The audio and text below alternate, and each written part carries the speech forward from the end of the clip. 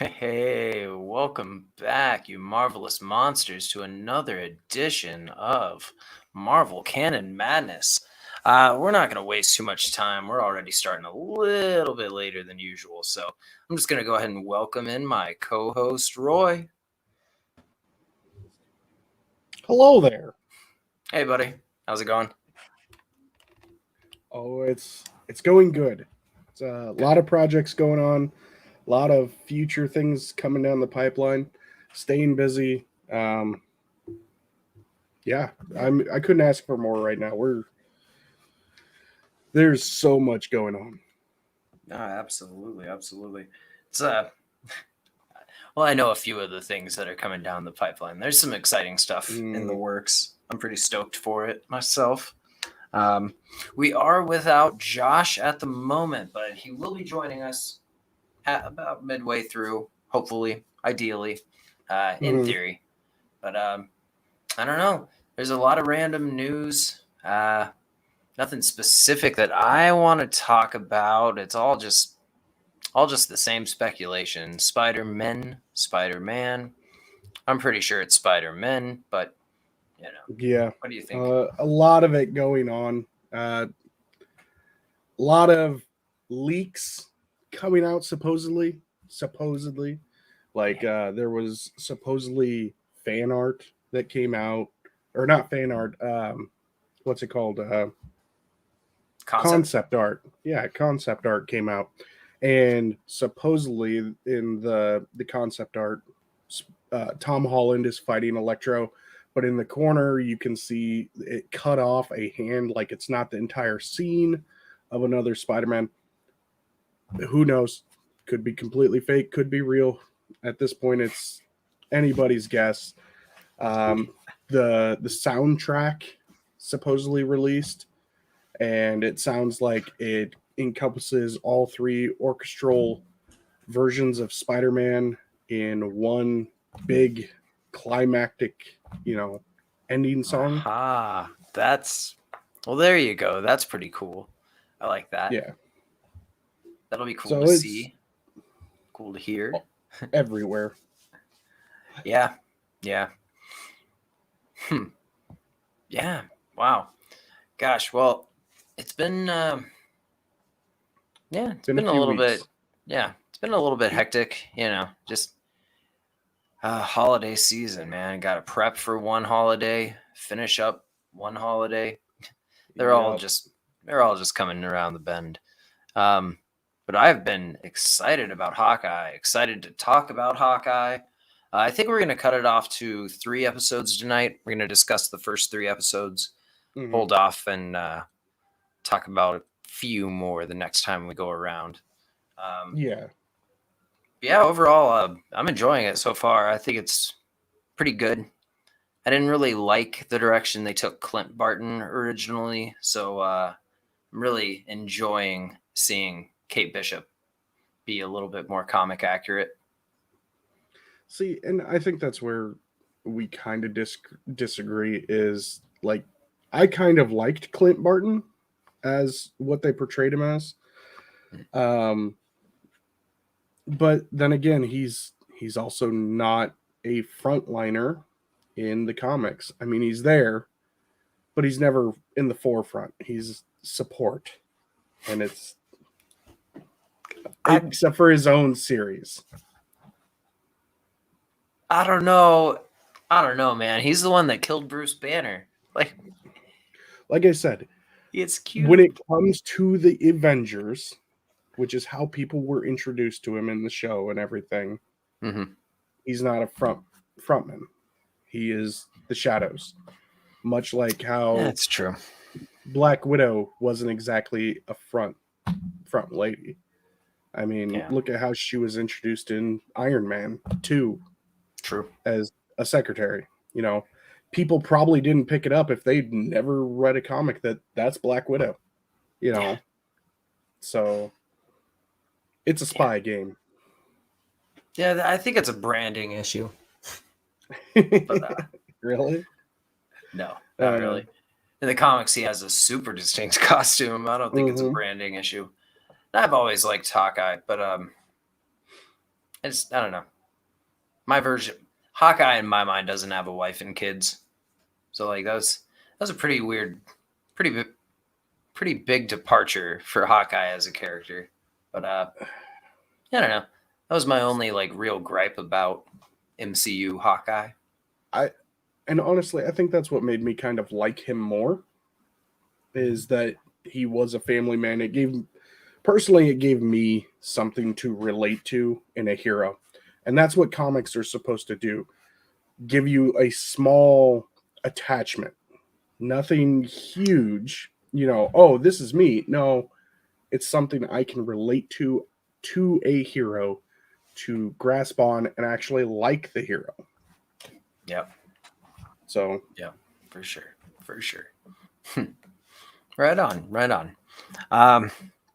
God, opening moments of the show were pretty funny. Like I feel like Hawkeye overall has been pretty funny at its moments. It's had some good laughs. The opening scene where Kate scales her school and takes down a clock tower, that was pretty memorable. Caught off guard by the anticlimactic first arrow just hanging off of it. I thought it was immediately going to crash and burn, and then she's like, "Nope, I got this," and creates a trick arrow. Yep. Yeah. Which was a good lead into the show, definitely. Can't say I'm a huge fan of Kate Bishop. Jesse says, do we think Hawkeye gets his wings by the end of, or?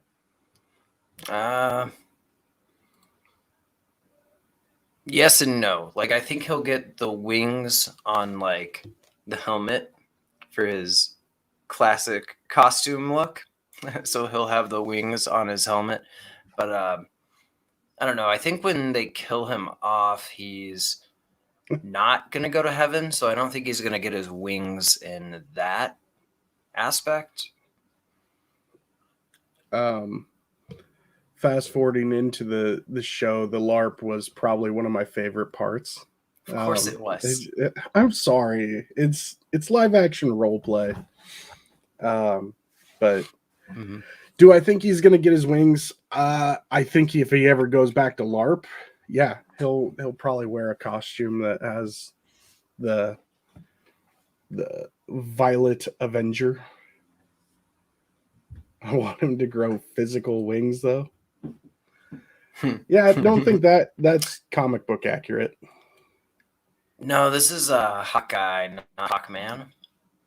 You got your universes mixed up there. Yeah. That's a variant world.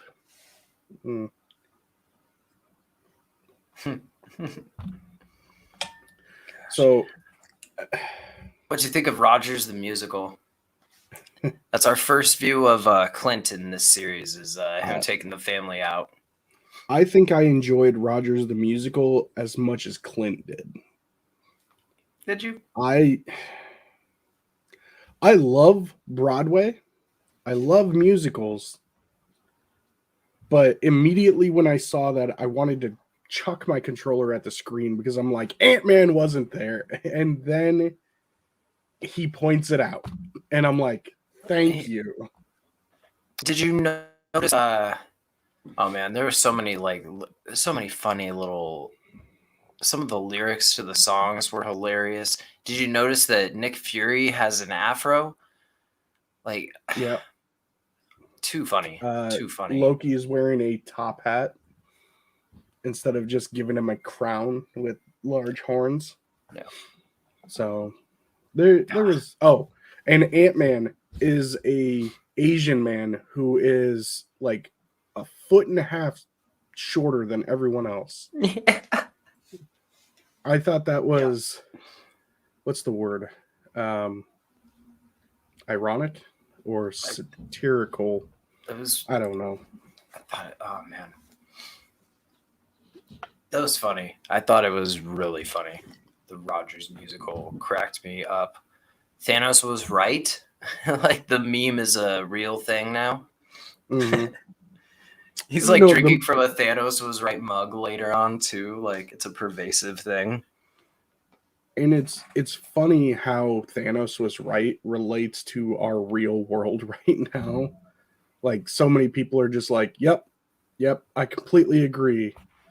And now we're getting to see that stuff in the Marvel universe with people, um, basically painting it on building, like tagging buildings with it and stuff like that. You see groups that are actively starting to uh, cult follow, basically.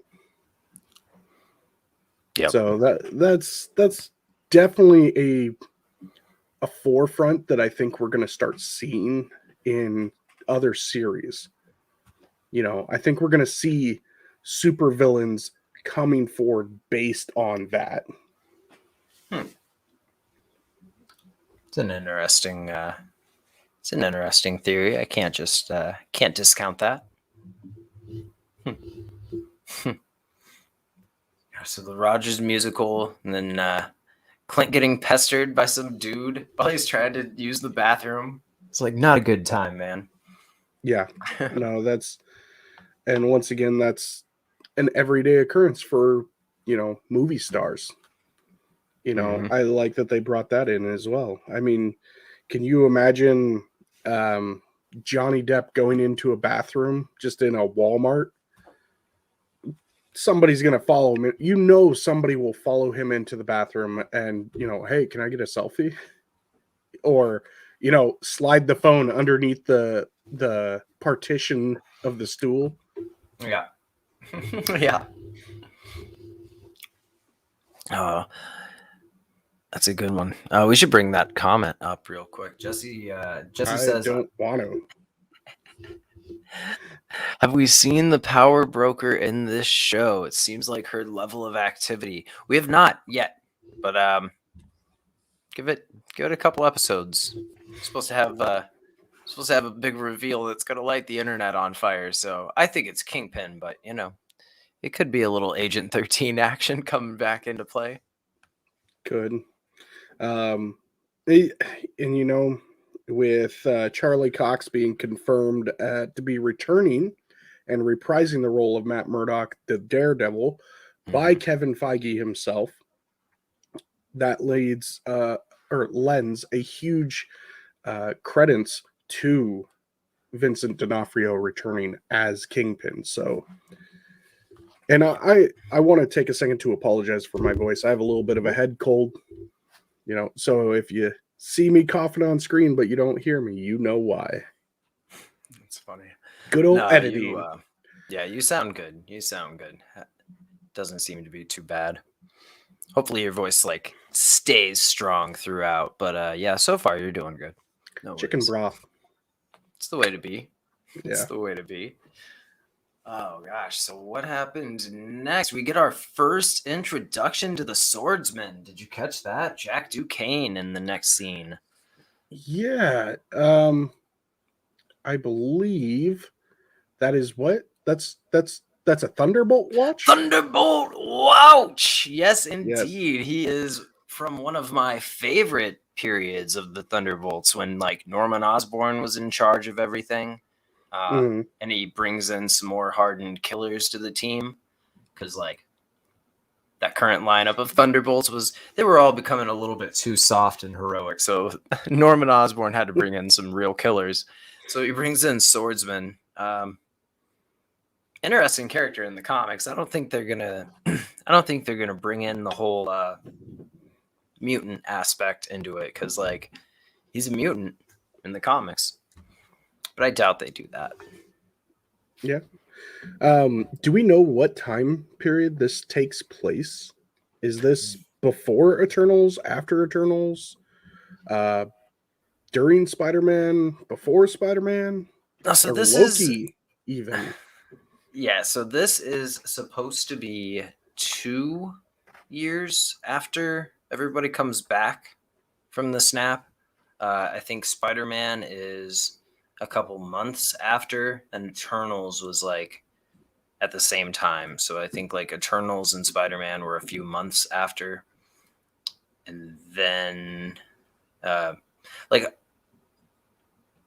I believe I read somewhere that Hawkeye is taking place 2 years after everybody gets snapped back, and this is our current timeline. So this is actually our first peek at like current time Marvel universe. How it is, all the other ones, all the other ones were like situated in different points. So Loki took place like instantly, like during Endgame.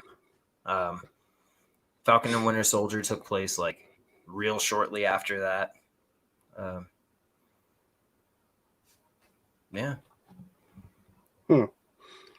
Because if this is 2 years after, they have done a good job of not mentioning any of the affirmation events that have happened either. Yeah. And you would think the Eternals would be still making headlines, even if it's like a year ago, you know. Yeah. Wouldn't you think that like with no explanation, there would just be some like there would have to be like random cults to like this massive hand and face that erupted out of the ocean. Like, I don't know. Seems weird. Yeah, I feel like I read somewhere this is like 2 years after, and everything else took place. Everything else that we've seen so far was like a couple months later. And I also wanted to take a second to thank Jesse for stopping by and chat. Jesse is one of the great hosts of Sudden But Inevitable on the Twist My Arm Network.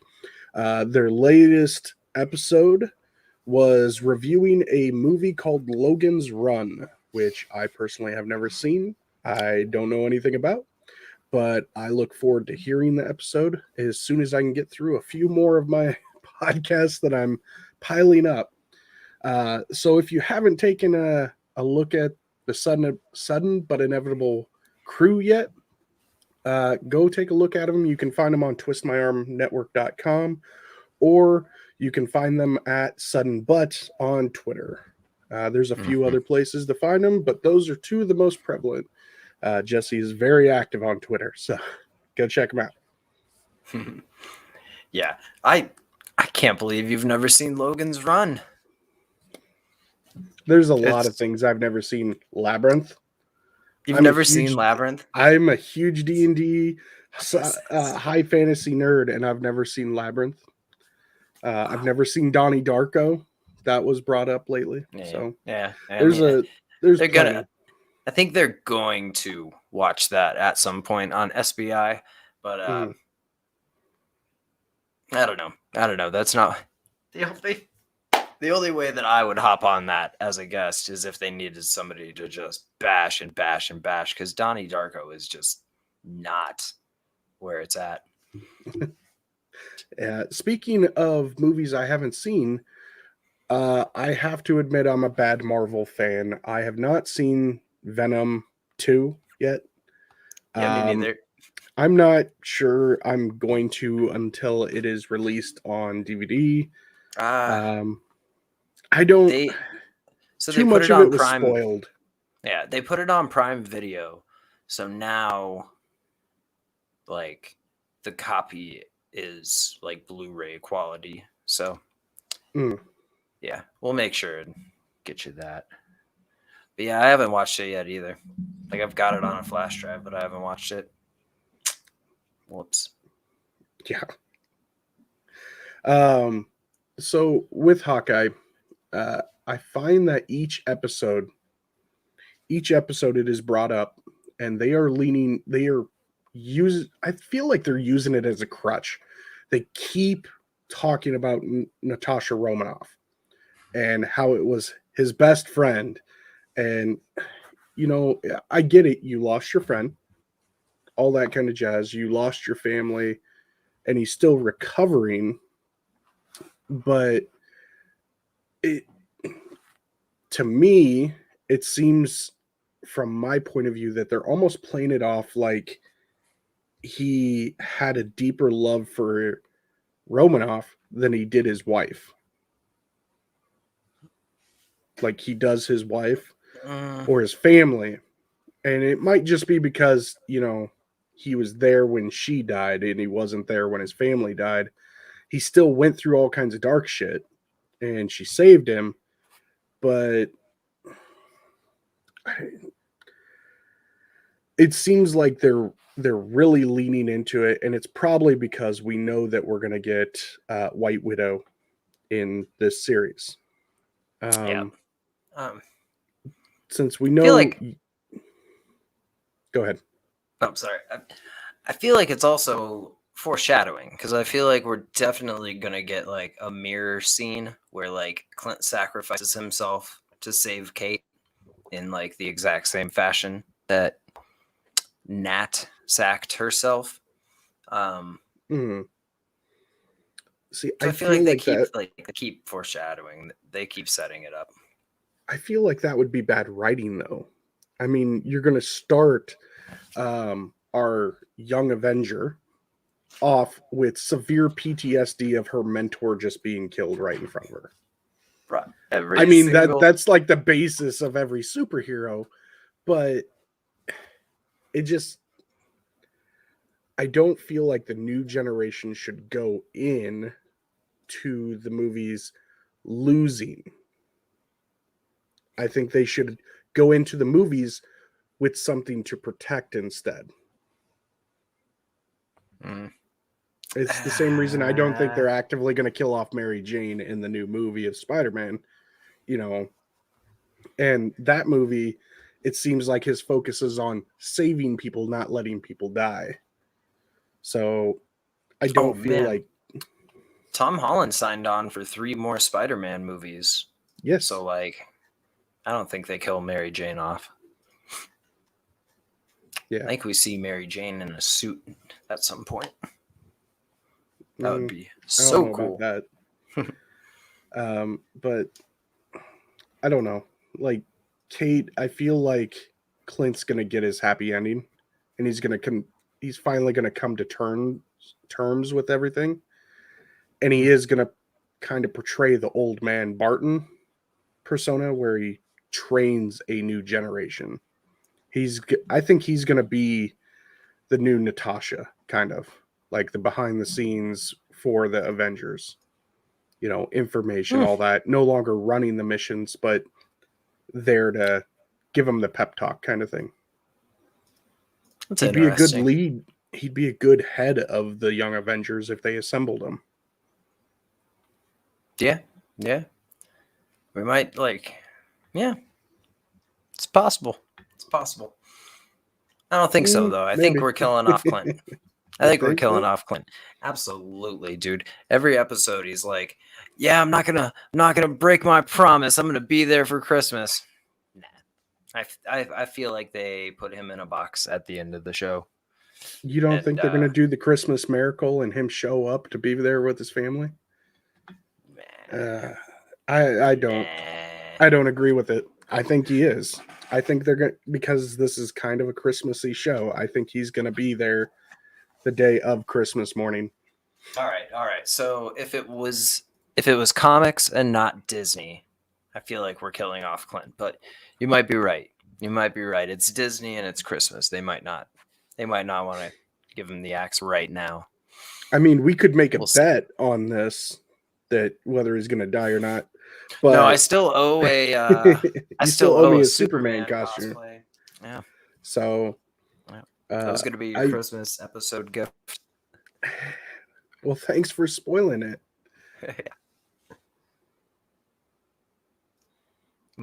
Interesting. I think Jesse has a point there. I bet Hawkeye gets to be the only Avenger to retire regular style. And I agree. What? Steve Rogers already got to retire. No, not really. He grew old. You know how stressful that probably was for him? I mean, Peggy is a ball buster. Well, no, I'm just saying, like, you know how stressful it probably was to go back in time. And I think College Humor did a short on this of where he's sitting there with Peggy Carter and she's like, oh, JFK just got assassinated. And Steve is just like stuffing his face with rolls so he doesn't talk. And like, oh, we're going to Vietnam. This is going to be a quick and easy war. You know. That's funny. Yeah. All the bad things that happened, and Steve had to sit through it. That's Technically, like that's a that kind really of makes him a interesting villain. point of view. That's really funny. I don't think Steve got to retire regularly. I think he got probably the worst That's funny. punishment of it. He got to be happy somewhat, but mentally he was probably being Captain America. He is all for saving people and doing the right thing, and he totally turned a blind eye. So Yeah. I mean, yeah, that's a really interesting point of view. That's funny. Like I had not considered that aspect. Like he's just it's basically an alternate timeline if you think about it. Yeah. So he probably got pruned, but I mean, there's that. Maybe. You know, the time brigade went back and got him. Loki might have messed him up before they had a chance to go back and prune that one. It was all simulcast. Yeah. But I don't know. We got Pizza Dog, the one-eyed Christmas dog. Yeah, I like that dog. Great. Yeah. Yeah. It's CG, by the way. They just CGI'd his other eye closed. The dog itself has 2 eyes for sure. Just interesting. They didn't get a one-eyed dog. They actually just CG'd it. Yeah. Well, when you have the budget. Yeah, I mean, I'm sure it's gonna do some crazy training nonsense later on. They already had it fight off a dude, so. True. What about? So we find out Kate is rich because her mother owns this huge security firm. Mm-hmm. And she's hosting. Now, do you think the mom is aware that she is hosting a black market exchange in the basement of her place? Or is that her place that they're at? It's not her place that they're at. I don't know. I'm not quite sure yet. I feel like they want us to think that, so I'm not sure if that's actually the case, but I don't know. I don't know if Jack actually murdered his uncle. I feel like she may have been the one to perpetrate that. Who knows? Because, I don't know. Kate was all sus when she was like, he gave me a butterscotch. And I'm like, well, yeah, that's the dude's uncle. He's probably picked up a butterscotch off that table every day for the last 30 years. I don't know if that's really And they're like Werther's probably, so they never go bad. Yeah, they're monogrammed, but yeah, he's in the dude's house a lot. It's his uncle or godfather or whatever. That's all his uncle does is he doesn't actively get his own candies. He just unwraps Werther's and then wraps his own branded wrappers around him. Yeah. But we saw that the auction was going off and we got the Ronin suit popped up. And Kate had no idea what this was. When she picked it up, she threw it on.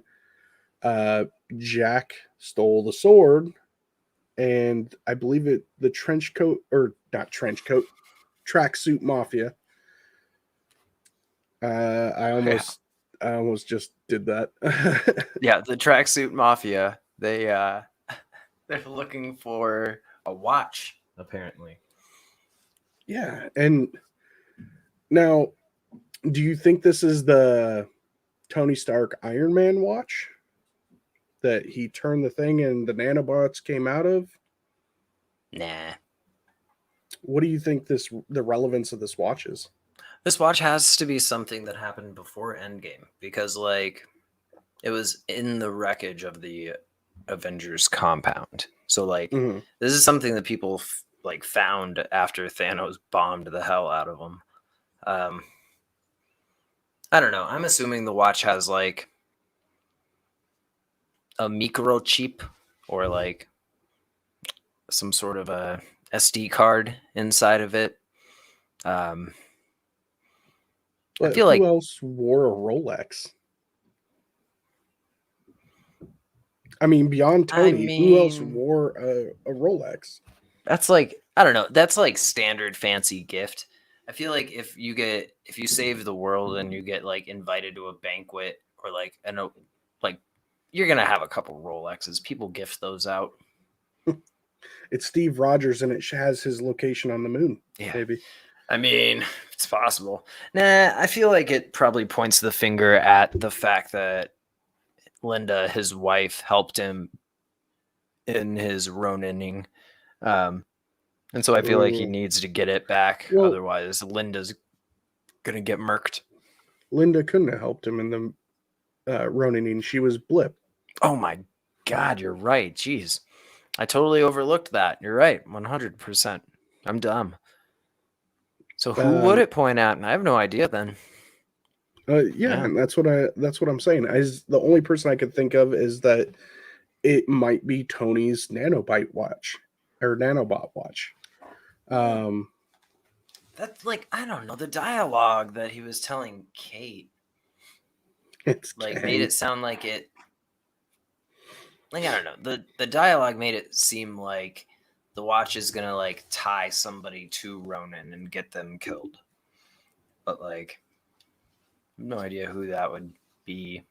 Yeah, because Natasha's gone. I mean, it could be Rhodey, maybe. I don't think honestly, I feel like if it was an Avenger, he's not gonna care. Like, cause like I don't know. Who cares if it's War Machine? Like, good luck. Have fun. Like, yeah, go take it up with War Machine. Good luck. He's like I'd say maybe Bruce, but we know that he's just living life as the Hulk right now. Nobody's really gonna mess with him. Gosh, that eliminates. I mean, Nick Fury did have a watch, but like Nick Fury's around. Mm-hmm.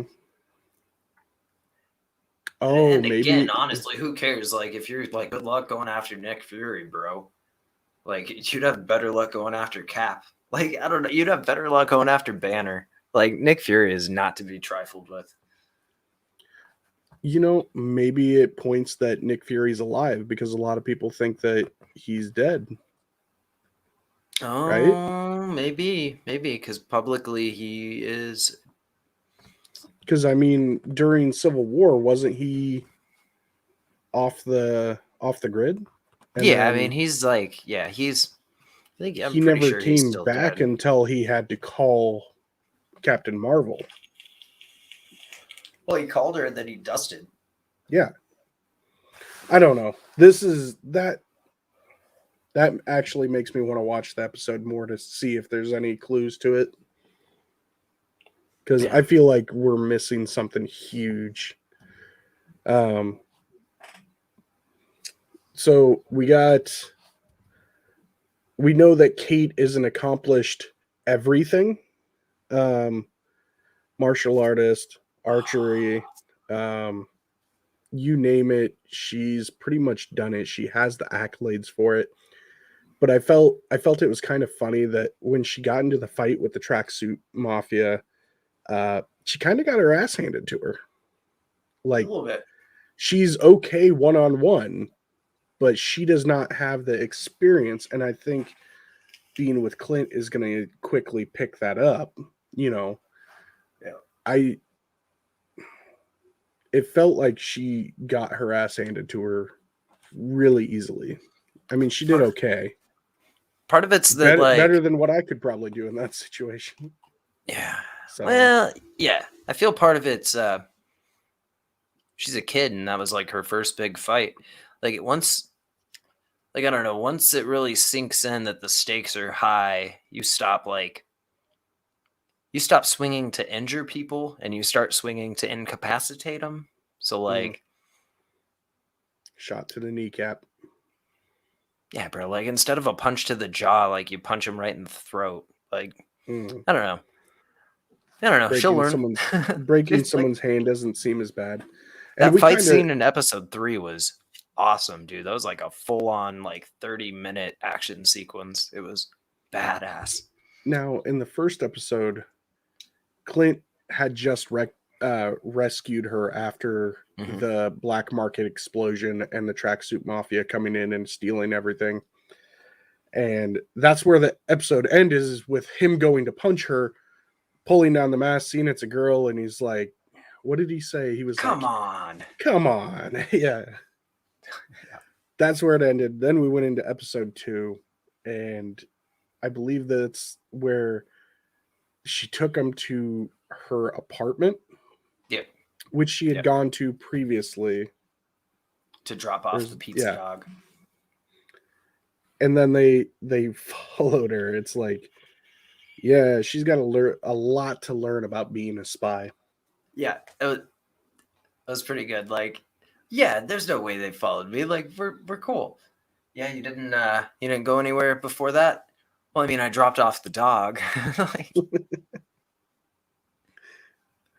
Yeah, she's inexperienced. Yeah. She tries to get him to autograph the bow. Can you sign this? Like, that was pretty classic. And I think that's part of the reason honestly, I'm not really into Kate Bishop's character. I think she's quirky, which is fun. She brings a whole new dynamic to the show. But at the same time, I find myself constantly going, you're supposed to be, an Olympian level athlete and super smart, but you're doing all these dumb things. Nobody said she was super smart. Kate Bishop is not she has never been characterized as super smart. She is she's right there on par with Hawkeye. And honestly, MCU Hawkeye is a lot smarter than comics Hawkeye. Like, they make him all like crafty and super spy-esque in that, like, I feel like they mix up him and Black Widow's character in the MCU, and it's like, I don't know. Kate Bishop's like, she's really on point for the comic. Like, I'm really digging Kate Bishop. See, but to be someone of that caliber, to be able to shoot a bow like that, you have to be smart because you have to know trajectory and all that. And I guess, it comes naturally to some people, but she still mentally got to understand all of those scenarios. You would think that would still give her the foresight to, I'm just going to go drop off the dog. Not do that. Yeah. Not call out the murderer right when you see him. Oh, we're just gonna we're gonna fence. She's trying to get information, but she's being too forward about it. And I know that's her character, but it's like, pull it back.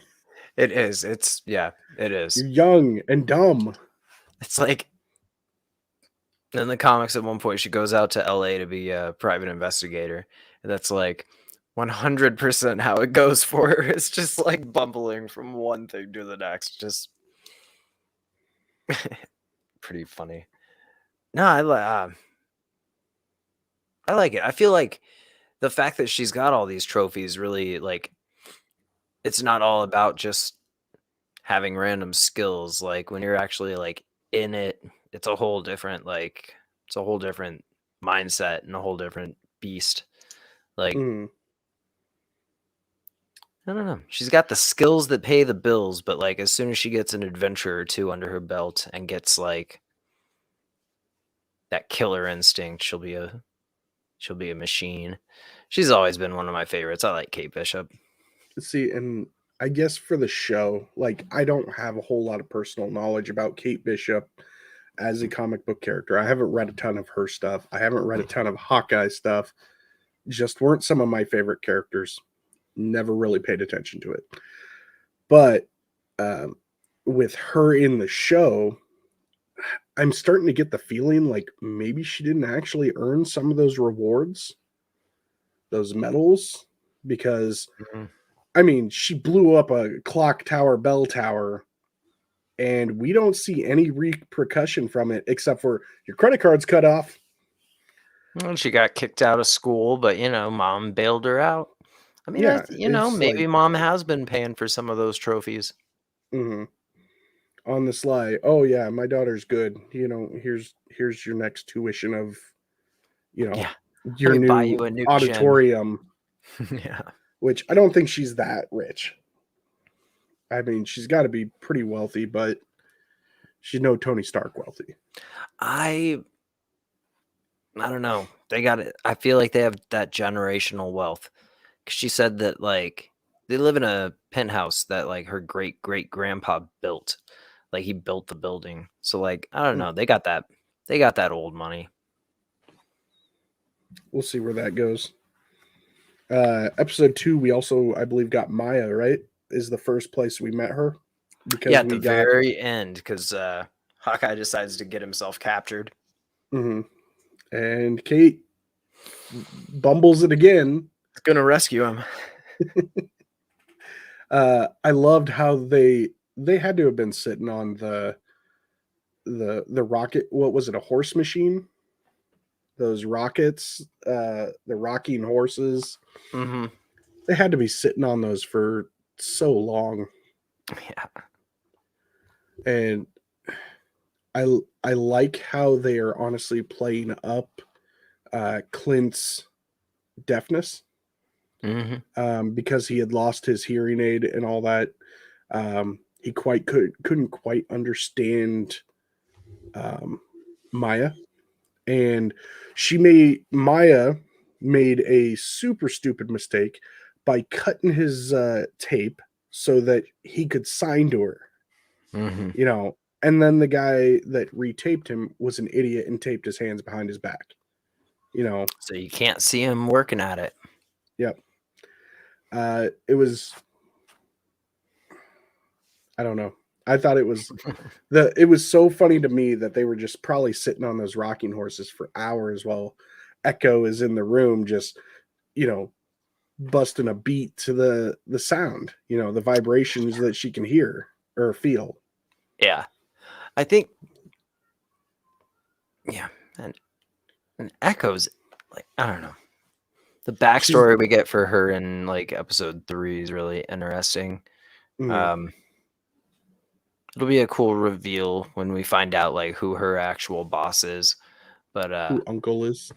Yeah, I feel like we've met him before, but it'll be interesting when they reveal the it. The voice did sound very familiar. Yeah. I feel like he's gonna be a big guy, maybe bald.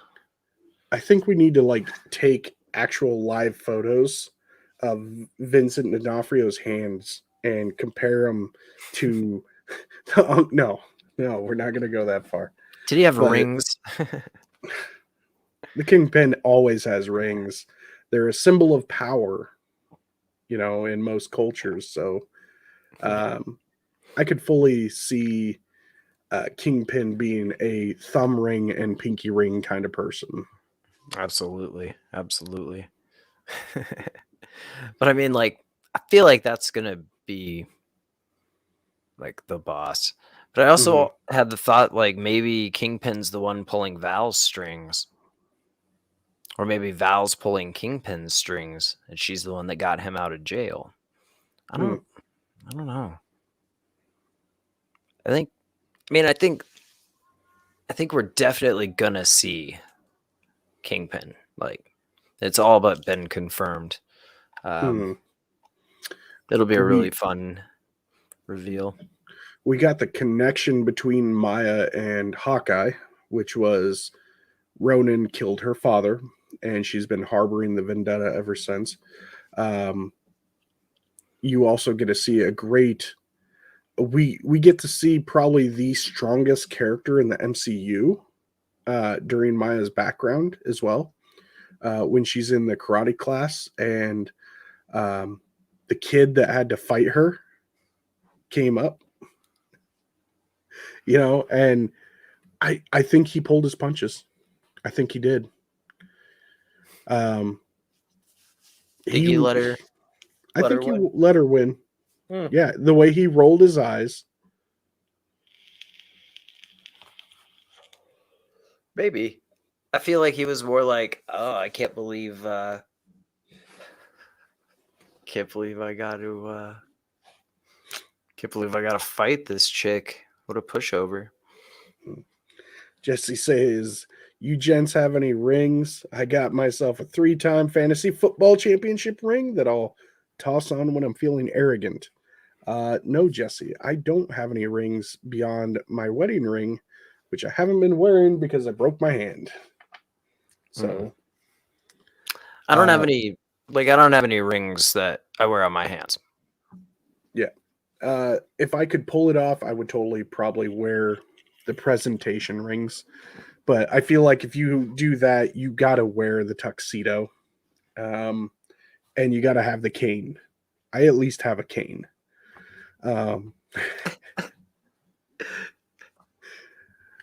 But I feel like every time we've seen Kingpin in the comics, he's wearing more rings than just one. Yeah. Get Roy a DM ring. Let's see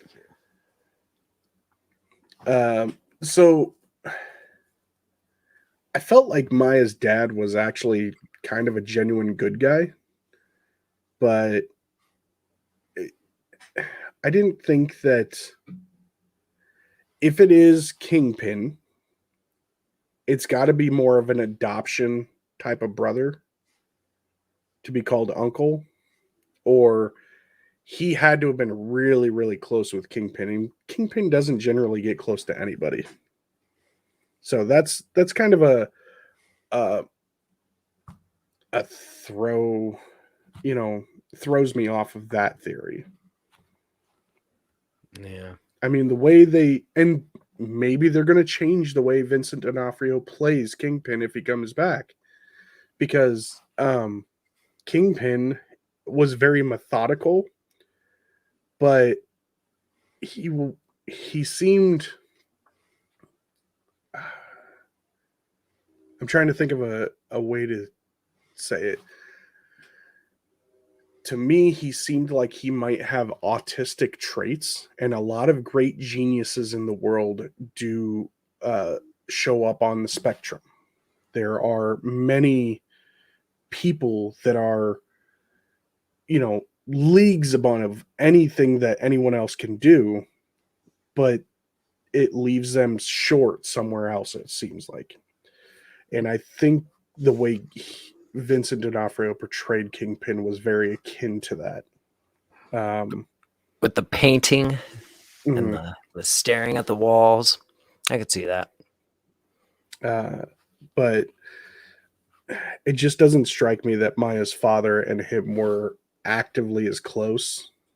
But I do feel like we're going to see the uncle at some point. And Jack Duquesne, how old do you think he would have been during that time? He would have been during Maya's childhood, because she's probably in her 20s now, I would assume. Character wise. Yeah. I don't know. I'd say Jack's probably in his 50s. So he could have been uncle. Jack could have been uncle. It's possible. Plus, if Jack disappeared during the blip, he's younger. Yeah. So I feel like neurodivergent is the word I was looking for. Thank you, Jesse. Sometimes my vocabulary is not up to par of what my mind is thinking. Cool. So I feel like there's a lot of holes in that theory that it's Kingpin, but that seems to be the consensus. There's got to be a Kingpin link. Probably. Somewhere. I think maybe. I mean, there's I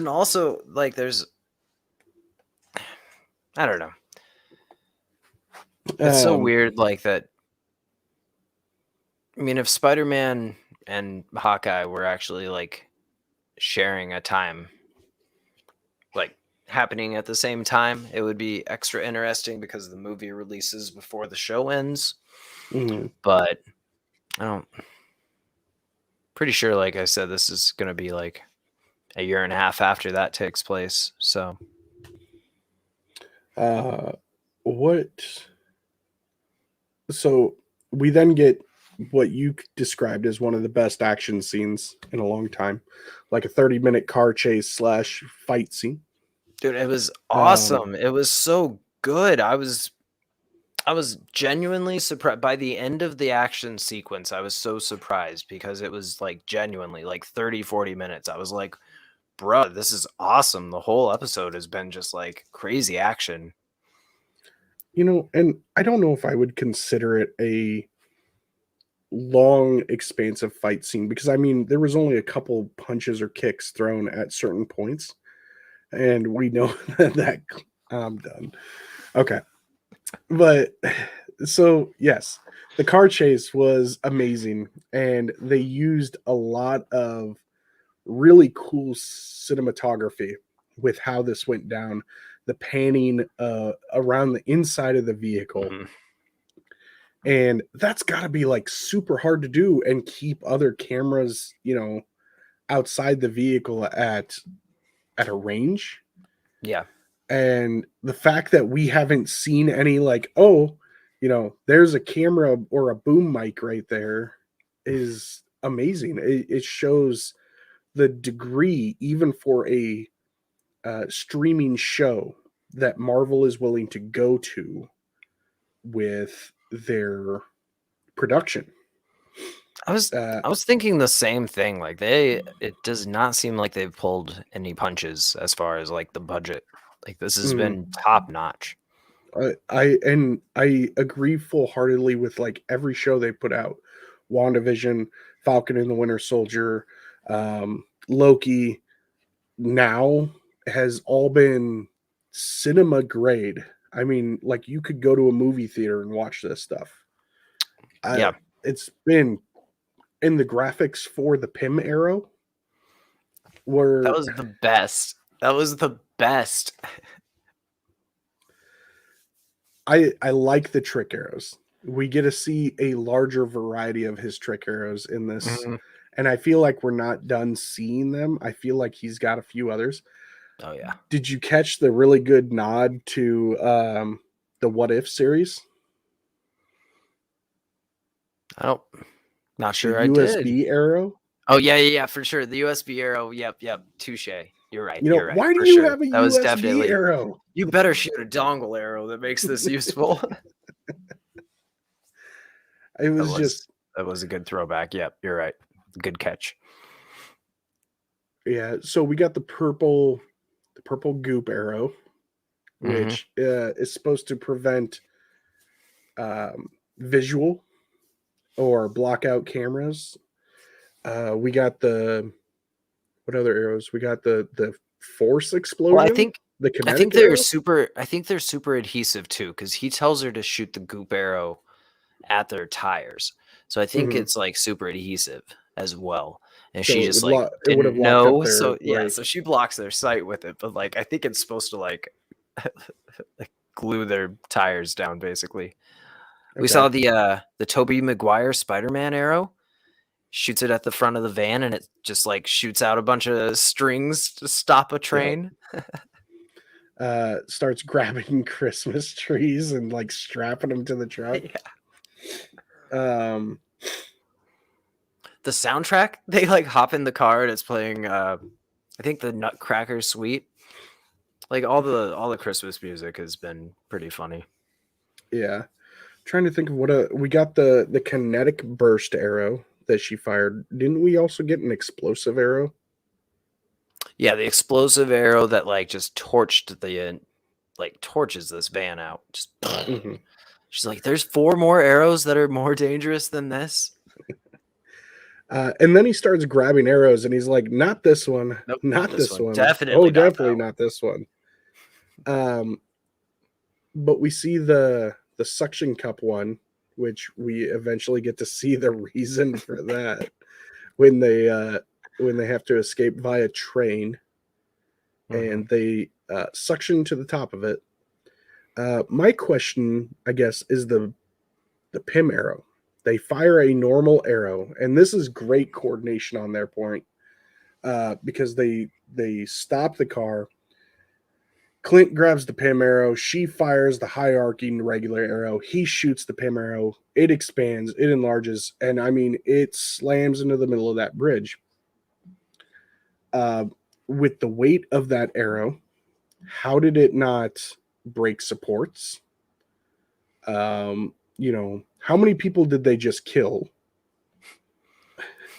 Because, you know, how are they going to avoid people below? They're not going to know that there's a car right next to one of their vehicles that's the tracksuit mafias are driving. And I'm probably thinking way too far into. Well, I don't think there was see, like they had just broke in front of like a little traffic jam that was starting to move. So like and when they got on there, like all these other cars like swerved and crashed out of the way. So I feel like the truck was the only thing on the road there. And I think he knew that the arrow wouldn't like punch through the concrete. But it did. It's just, well, I mean, it might, to like, what extent like did it go through? May have made like a little dent. You're right. Yeah.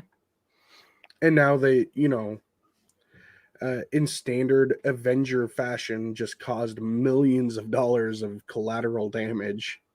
You know, The city has insurance. Don't worry. they do, but nobody's looking for Hawkeye or Kate Bishop after this besides the Tracksuit Mafia. I know I'm looking way too far into this, and it's just supposed to be an adventure to ride along, but it's like there's still things, you know, the police are going to want to question them, you know. Yeah, I think there's traffic cams. They might have been seen. So it's like, why aren't people that are involved with Clint coming to say, hey, what's going on? Why can't we help? Because it's a solo adventure. It's true. That's true. And really, that's like, I mean, watching this scene, I was really just like, and that's why we can't have an Iron Man suit on every corner, because like we wouldn't get cool car chases like this. The suits would just fly in, stop the vehicles, and like we would have no fun. For some reason, I can just imagine like Sam and Bucky sitting there watching the news, you know, as all this is going down, and Sam is like, oh, we got to go help, and grabs the shield, and Bucky just grabs his arm and goes, no, this is his character arc. You know, he's got to do this for himself. Yeah. We'll join up again in Armor Wars or something. No, Sam, he's got his sidekick. We can't interfere. Oh, sorry. I dropped my cup. Man. But cool car chase. And then after that's when they ride on the subway, right? That was pretty funny. Kate worrying about the dog. And then Kate worries about the dog. Clint tells her that she is like, you are one of the world's best archers. And then like literally repeats exactly what she said about the dog because he can't hear anything she's saying anyway. I liked that scene. I thought it was pretty funny.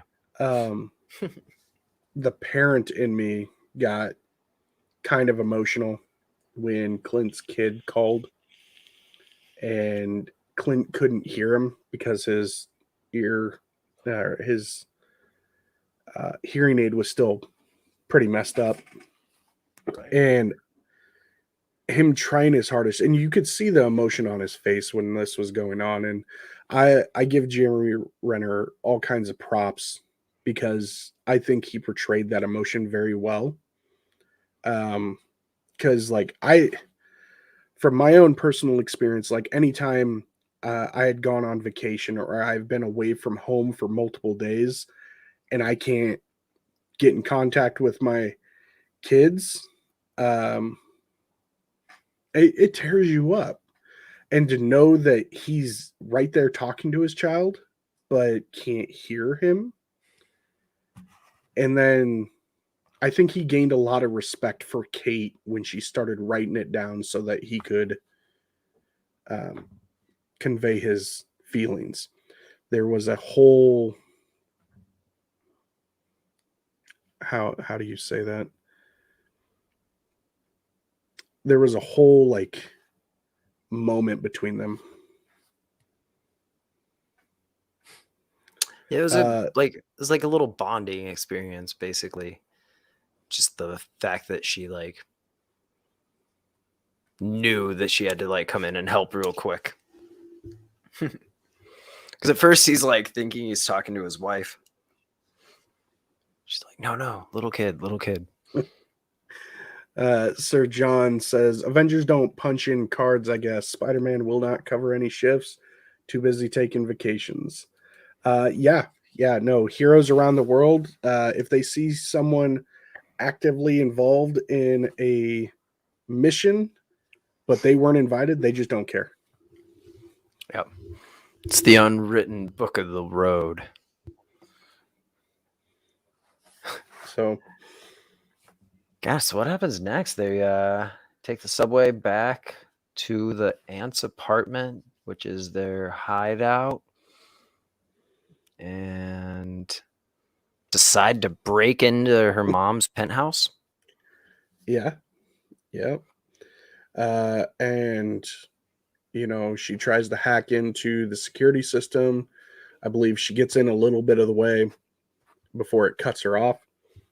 And then Clint goes walking around the corner and gets a sword to his throat. And it is Ronin's sword. Yeah, gets a whole face full of his own sword. Part of me was really hoping to see some of Jack Duquesne's skills. Because it's like, I was expecting it to be more along the lines of like, Clint doesn't know who Jack is. Jack's got Ronin's sword to his neck. It's, you get that stereotypical first meeting fight, but we didn't get that. Right. No, I think he's a little obscure. Most of the viewers aren't going to see and hear like Jack Duquesne and think swordsman. Like people that don't read comics aren't going to know that there's like even a villain named Swordsman. They're not going to know that he's a mutant. They're not going to know that he has a twin sister that he can create energy beams with if he's like holding her skin. They're not going to know that she died and he skinned her and wrapped his sword handle in her skin. That way he could still use his power. Like Swordsman is a goofy character, dude. He is a weird villain.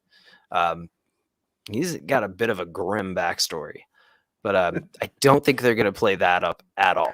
But yeah, his mutant power was activated by like physical touch with his sister, and then when she died, he like skinned her and wrapped his sword handle with her skin so that he could keep using his power.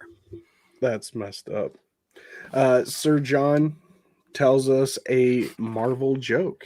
Sharon Carter says, "I'm the broker." Kate says, "My mom cut off my credit cards. I'm broker." Good God. And we were talking about that earlier, about how like she suffers no repercussions for any of the negative things she did. Her mom cut off her credit cards and she maybe got kicked out of school. But there's that. Why not? Mm-hmm. Gosh, Armand might be the armadillo. I don't know. I'd have to double check what Armadillo's name is. But Armand might have been a villain.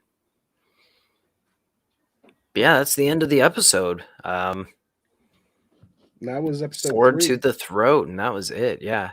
I feel like we've seen episode 4, but I feel like we should hold off on the discussion. The next time we get together, we'll have like 2 or 3 episodes to discuss again. Mm-hmm. And hopefully our other co-host Josh will be back with us for that episode as well. Yeah, he was going to try and hop in when he got home, but this episode went pretty smoothly. There's not a whole lot of like nuance to really get into and break down with this one. Like I feel like with WandaVision, we had tons and tons of like theorizing and what ifs. Yeah. with Falcon and Winter Soldier, we were breaking down all sorts of like social commentary with it as well. This one's really like just kind of fun, straightforward, depowered superhero romp. Yeah. I think you're right. So I think we should probably do a rating for this. At least, I see. For me, episode 1 and 2 are kind of one episode. They were released at the same time. I watched them both at one right then. So it was one continuous story for me. I like the show.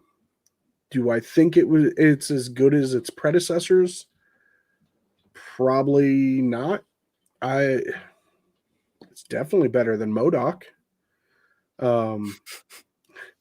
I think for me, I'm gonna have to give episode 1 and 2 combined 7 quivers.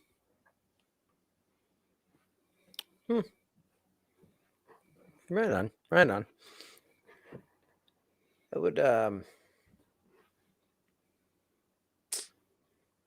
feel like I'd concur with that. Solid 7 for those. I think episode 3 definitely stole the show for me. Yeah, the cinematography in that, and it definitely had more emotional basis for me. I would definitely go probably 8.5 quivers on that. I'd give it a 9. I feel like it's an important episode. It's our first like look at Echo's backstory. We've already had it confirmed that she's getting her own solo series. She's a very important character in the comics. So it's really interesting that they're starting her out as a villain. But I think that might be accurate because I feel like in the comics, if I remember correctly, she's Kingpin's adopted daughter or like niece, one of the two. Yeah, she ends up being like Daredevil's sidekick. She ends up with the Phoenix Force.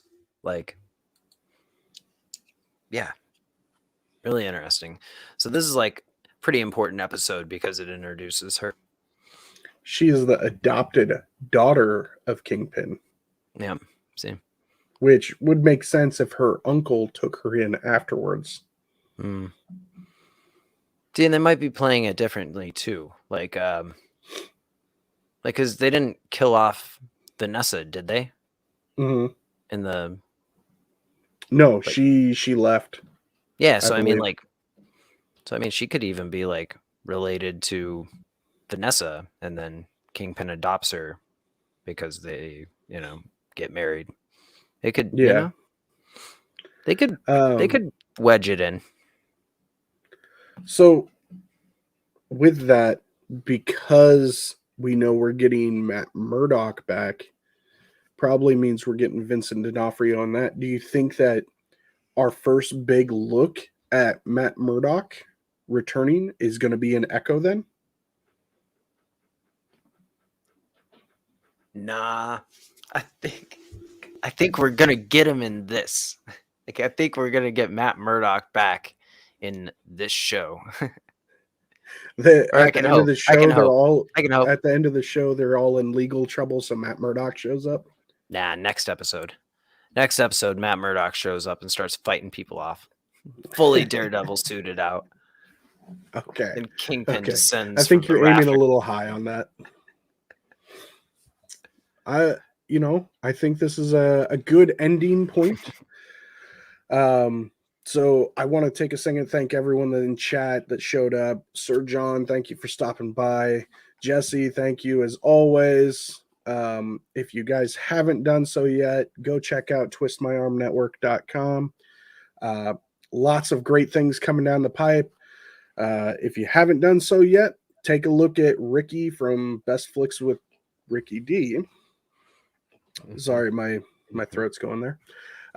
And then Josh will be returning soon enough, but you can catch some of his older episodes of Quest Me. You can also catch him on older episodes of Sudden But Inevitable. I think he is actually co-hosting the Logan Run new episode of Sudden But Inevitable with host Jesse. I'm having a real hard time, so feel free to take over, Chip. Yeah, we've got all those endeavors coming down the pipe or already available. You can check us out on Twist My Arm Network. Yeah, twistmyarmpodcast.com. We've got all the links there. That's basically the best place to go. Got merch, got old episodes, announcements about stuff coming up. Yeah, it's basically your go-to. Mm-hmm. And, unfortunately, we're at the point where we have no new trailers that, haven't been seen. Everyone's seen Spider-Man, and now they're just running the TV promos, which are giving little bits at a time. But, so we're not going to end off on a trailer. I think we're just going to say farewell and good night. Yeah, have a great night, everybody, and we'll see you next time, you marvelous monsters. I'm Roy. And I'm Chip. Have a great night. Later.